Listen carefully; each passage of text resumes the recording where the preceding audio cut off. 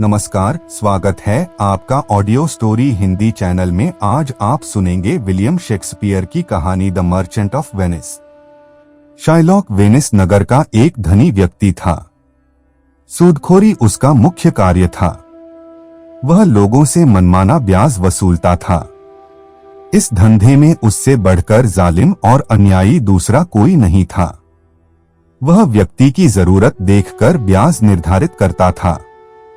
उसका उसूल था कि जितना ब्याज निर्धारित कर दिया उसमें फिर किसी प्रकार की नरमी नहीं। इसी क्रूरतापूर्ण व्यवहार के कारण वह वेनिस नगर में बदनाम था। लोग पीठ पीछे तो उसकी बुराई करते ही थे, मुंह पर भी खरी खोटी सुनाने से पीछे नहीं हटते थे। शाइलॉक यहूदी था, इसलिए भी वेनिसवासी उससे घृणा करते थे। लेकिन इतना कुछ होने पर भी शाइलॉक लोगों की परवाह नहीं करता था। उसका कहना था कि वह किसी को घर से बुलाकर कर्ज नहीं देता। लोग स्वयं आकर उससे उधार लेते हैं और फिर जरूरतमंदों की सहायता करने तथा वक्त बेवक्त उनके काम आने के बदले कुछ ब्याज वसूलने में क्या बुराई है। वेनिस में एंटोनियो नामक एक ईसाई व्यापारी भी रहता था। लोग उसका बड़ा सम्मान करते थे। ईसाई होने के कारण एंटोनियो को सूदखोरी से घृणा थी और वह उससे दूर ही रहता था। यही कारण था कि वह शाइलॉक को इतना नापसंद करता था कि उसके मुंह पर ही उसे कठोर शब्द कह देता था। शाइलॉक की तरह एंटोनियो भी लोगों को उधार दिया करता था, किंतु इसके बदले वह किसी से ब्याज नहीं लेता था। उसका यह कार्य केवल परोपकार और मुसीबत में फंसे लोगों की सहायता के लिए था। इसी कारण शाइलॉक उससे ईर्ष्या करता था और उसे सबक सिखाने के लिए उचित अवसर की प्रतीक्षा कर रहा था। एंटोनियो का बेसेनियो नामक एक विश्वस्त मित्र था। एक बार वह एंटोनियो से मिलने आया। दोनों मित्र बहुत लंबे अंतराल के बाद मिल रहे थे। एंटोनियो ने उसे गले से लगा लिया और उसका भरपूर स्वागत किया। इसके बाद उसके आने का कारण पूछा।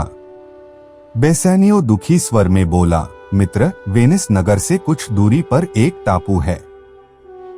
वहां एक धनी व्यापारी रहता है। उसकी पार्शिया नामक एक बेटी है। मैं बचपन से ही उस व्यापारी को जानता हूं। उसके घर पार्शिया से मेरी मुलाकात हुई और धीरे धीरे पार्शिया एवं मैं परस्पर प्रेम करने लगे। कुछ ही दिन पूर्व उस व्यापारी की मृत्यु हो गई। अब हम दोनों विवाह करना चाहते हैं, लेकिन एक अड़चन है। कैसी अड़चन मित्र? मुझे ठीक प्रकार से बताओ, एंटोनियो ने उत्सुक होकर पूछा। मित्र, मृत्यु से पूर्व व्यापारी ने अपनी सारी संपत्ति पार्शिया के नाम कर दी थी। अब पार्शिया ही उस संपत्ति की एकमात्र वारिस है। वह भारी संपत्ति की स्वामिनी है, उसके पास धन का भंडार है। उसकी तुलना में मैं एक फटेहाल और निर्धन व्यक्ति हूं। ऐसी स्थिति में उसे पत्नी बनाने के बारे में सोचना भी मेरे लिए तारे तोड़ने के बराबर है। लेकिन मैं उससे इतना प्रेम करता हूं कि अलग जीने की कल्पना भी नहीं कर सकता। इसलिए मैं तुम्हारे पास आया हूं। यदि तुम कुछ धन उधार दे सको तो मैं सम्मानपूर्वक पार्शिया से विवाह कर सकता हूं। बेसेनियो ने अपने दिल की बात बताई। एंटोनियो उसका हाथ अपने हाथों में लेते हुए बोला, मित्र, तुम सिर्फ इतनी सी बात के लिए परेशान हो रहे हो। मेरे होते तुम्हें चिंता की कोई जरूरत नहीं है। बताओ, तुम्हें कितने धन की आवश्यकता है? मैं तुम्हारी हर संभव सहायता करूंगा। कम से कम 3000 दुकैत ड्यूकैट। बेसेनियो ने अटकते हुए कहा। 3000 दुकैत। एंटोनियो गहरी सोच में पड़ गया। यह धनराशि उसके लिए कोई बड़ी बात नहीं थी, परंतु इस समय उसके पास सिर्फ 500 दुकैत ही थे। उसका सारा धन व्यापार में लगा हुआ था, लेकिन वह बेसेनियो की सहायता करना चाहता था। अतः उसने शाइलॉक से धन उधार लेने का निश्चय कर लिया। वह उसी समय बेसेनियो को लेकर शाइलॉक के पास गया। शाइलॉक की अनुभवी आंखें देखते ही पहचान गईं कि एंटोनियो उसके पास किस काम से आया है। इस अवसर की उसे वर्षों से प्रतीक्षा थी। उसकी प्रसन्नता का कोई ठिकाना न रहा। वह चेहरे पर कुटिल मुस्कान लाते हुए बोला, कहो एंटोनियो, आज इधर का रास्ता कैसे भूल गए? शाइलॉक, मुझे इसी समय 3000 दुकैत की आवश्यकता है। शाइलॉक हंसते हुए बोला, एंटोनियो, तुमने हमेशा मेरा विरोध किया है, बार बार लोगों के बीच मेरा अपमान किया है, मुझे अपशब्द कहे हैं, परंतु इस समय तुम मेरे पास सहायता के लिए आए हो, इसलिए मैं तुम्हें उधार अवश्य दूंगा।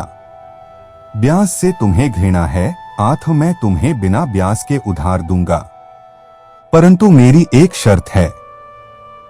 शर्त? क्या शर्त?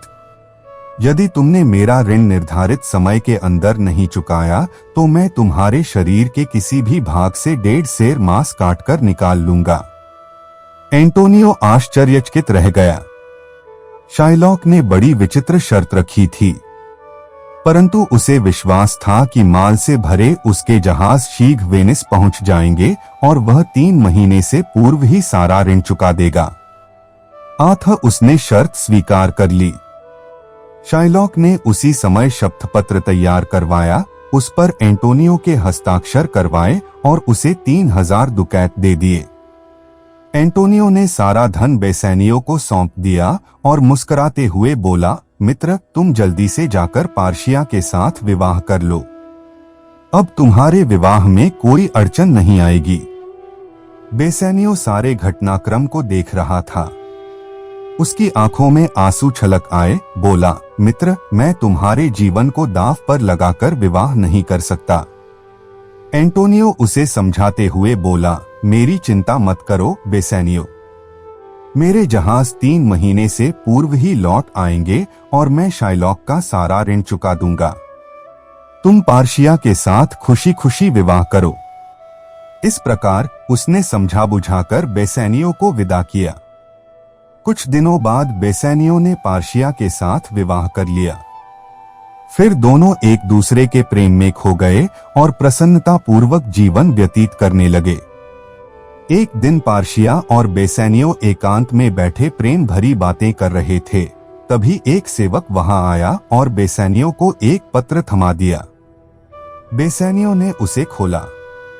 लिखा था, प्रिय मित्र बेसैनियो, तुम्हारे सुखद पलों में बाधा डालने के लिए मुझे क्षमा करना।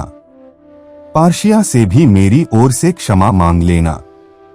मित्र, मैं तुम्हें एक दुखद समाचार देना चाहता हूं। माल से भरे जिन जहाजों के बल पर मैंने ऋण लिया था, वे समुद्र में कहीं लापता हो गए हैं। अब उनके लौटने या मिलने की उम्मीद नहीं है। शाइलॉक को धन लौटाने की समय सीमा पास आ रही है। समय समाप्त होने तक यदि मैंने ऋण नहीं लौटाया तो मेरे साथ क्या होगा, इसके बारे में तुम भली भांति जानते हो। परंतु मित्र, दुनिया से विदा होने से पूर्व मैं तुम्हें देखना चाहता हूं। यही मेरी आखिरी इच्छा है। मैं बड़ी व्याकुलता से तुम्हारी प्रतीक्षा करूंगा। संभव हो तो तुम जरूर आना।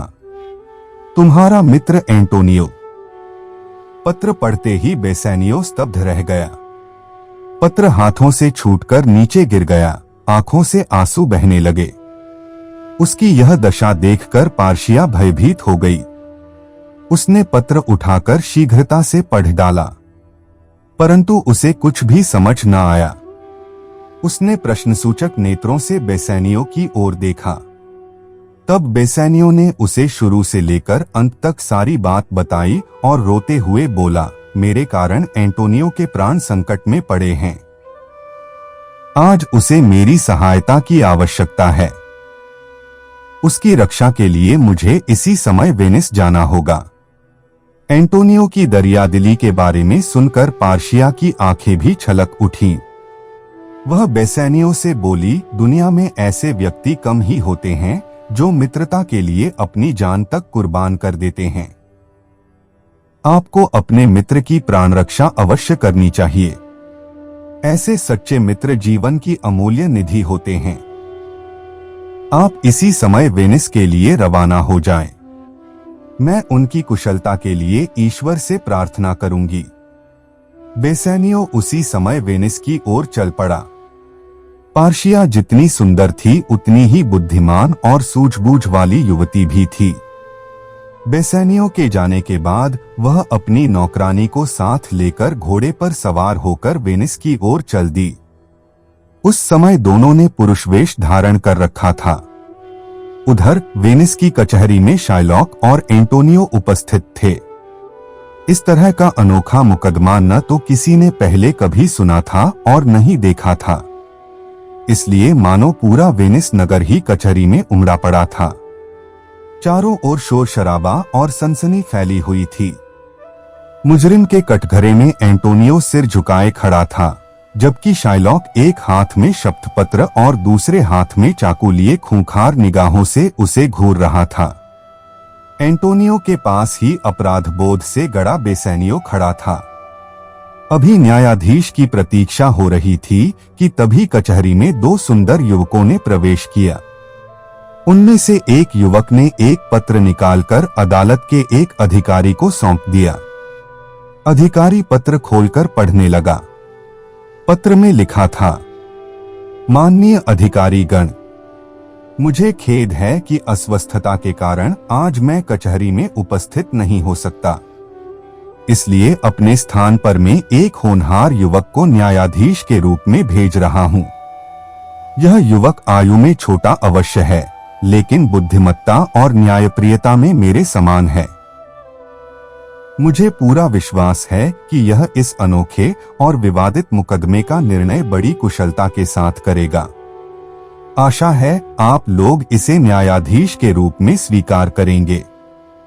हस्ताक्षर सत्र न्यायाधीश।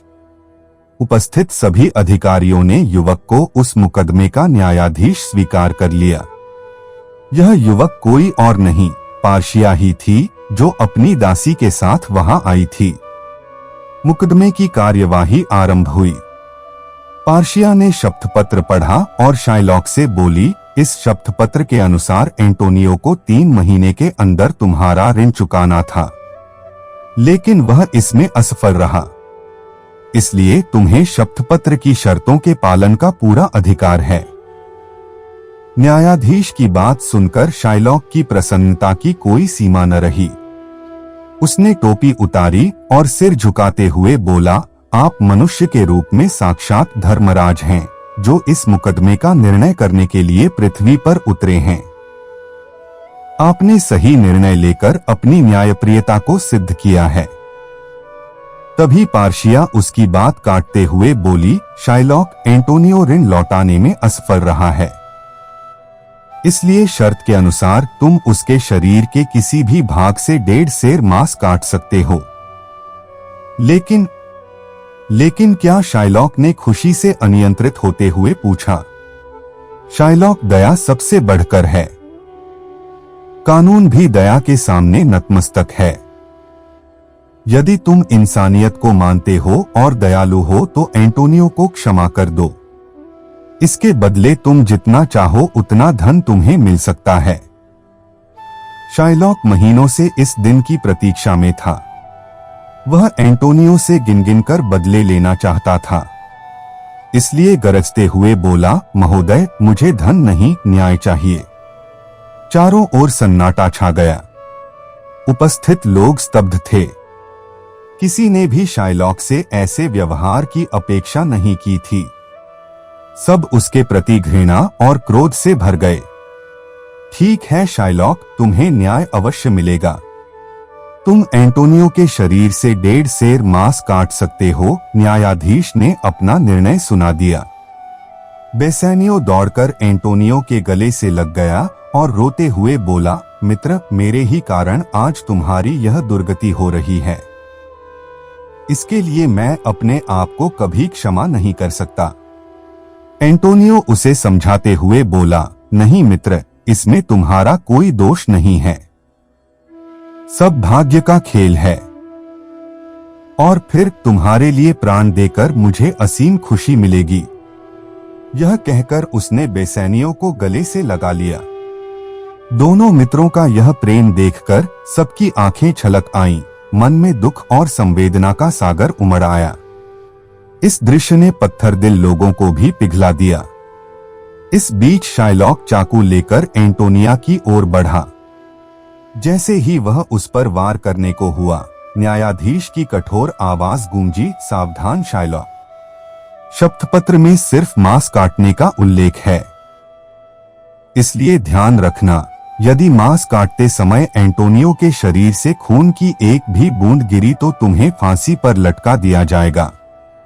शाइलॉक का हाथ जहां का तहां रुक गया। वह आंखें फाड़ फाड़ कर न्यायाधीश को देखने लगा। ऐसे क्या देख रहे हो शाइलॉक? अपना काम पूरा करो, पार्शिया ने कठोर स्वर में कहा। खून के गिरते ही मुझे फांसी पर लटका दिया जाएगा। यह बात सोचकर शाइलॉक के पसीने छूटने लगे। उसने चाकू एक ओर फेंक दिया और गिड़गिड़ाते हुए बोला, मी लॉर्ड, मैं एंटोनियो को छोड़ता हूं, इसके बदले मुझे मेरा धन लौटा दिया जाए। पार्शिया पुनः बोली, शाइलॉक, मैंने तुम्हें एक अवसर दिया था, किंतु तुम्हें धन नहीं, एंटोनियो का मांस चाहिए था, इसलिए अब इस निर्णय को बदला नहीं जा सकता। चाकू उठाओ और बिना खून गिराए मांस काट लो। अगर तुमने अदालत का निर्णय मानने से इनकार किया तो तुम्हारी सारी संपत्ति जब्त कर ली जाएगी। मुझ पर दया करें, रहम करें, मैं बर्बाद हो जाऊंगा। शाइलॉक गिड़गिड़ाते हुए घुटनों के बल बैठ गया। जो दया करना नहीं जानता, जिसके लिए इंसानियत का कोई मूल्य नहीं है, उसे दया की भीख कभी नहीं मिल सकती। परंतु अगर एंटोनियो चाहे तो तुम्हें क्षमा किया जा सकता है। शाइलॉक ने एंटोनियो की ओर देखा और हाथ जोड़कर क्षमा मांगने लगा। तब एंटोनियो बोला, मैं इसके सभी अपराध क्षमा करता हूं, परंतु इसकी संपत्ति जब्त करके इसकी बेटी को सौंप दी जाए, जिसे इसने घर से निकाल दिया है। यदि इसे यह शर्त स्वीकार हो तो इसे क्षमा कर दिया जाए। शाइलॉक ने सिर झुकाकर सहमति दे दी। फिर एंटोनियो को मुक्त कर दिया गया। बेसैनियो ने प्रसन्नता से भरकर एंटोनिया को गले से लगा लिया, लेकिन अभी वह न्यायाधीश बनी पार्शिया को नहीं पहचान सका था। वह उसके पास गया और 3000 दुकैत स्वीकार करने की प्रार्थना की, लेकिन पार्शिया ने धन के बदले बेसैनियो से उसकी अंगूठी मांग ली। वह अंगूठी पार्शिया ने उसे प्रेमस्वरूप दी थी, इसलिए उसे यह प्राणों से भी अधिक प्रिय थी। परंतु मित्र की जान बचाने की खुशी में उसने वह अंगूठी उसे दे दी।